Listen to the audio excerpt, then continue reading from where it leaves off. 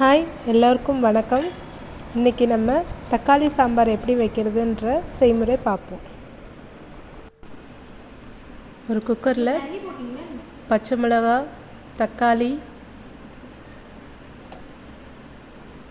வெங்காயம் இது மூணுத்தையும் சேர்த்து வேக விடுங்க. தண்ணி ஊற்றி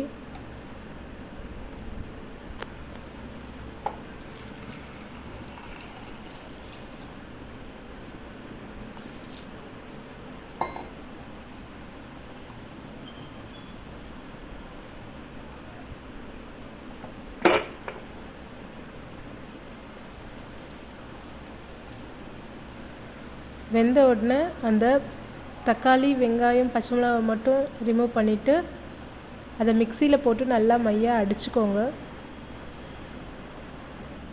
அந்த தண்ணி அப்படியே இருக்கட்டும்.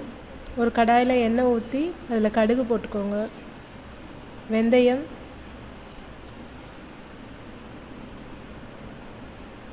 கருவேப்பிலையில்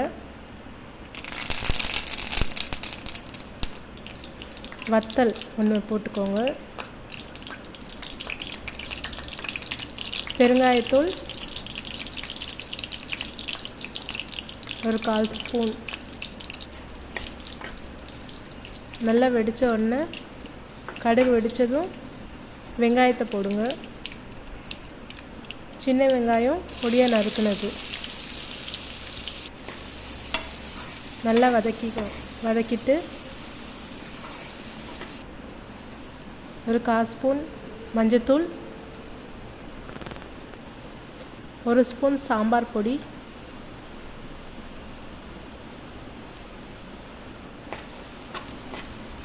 சேர்த்து நல்லா வதக்கிக்கோங்க.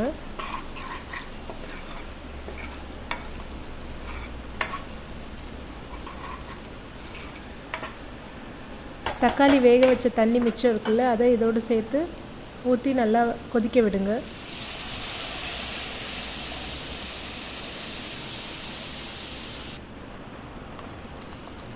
அரைச்சி வச்ச அந்த தக்காளி விழுதை சேர்த்துக்கோங்க. தேவையான அளவு தண்ணீர் சேர்த்து உப்பு அதில் போட்டுக்கோங்க. உப்பு போட்டு நல்லா கொதிக்க விடுங்க.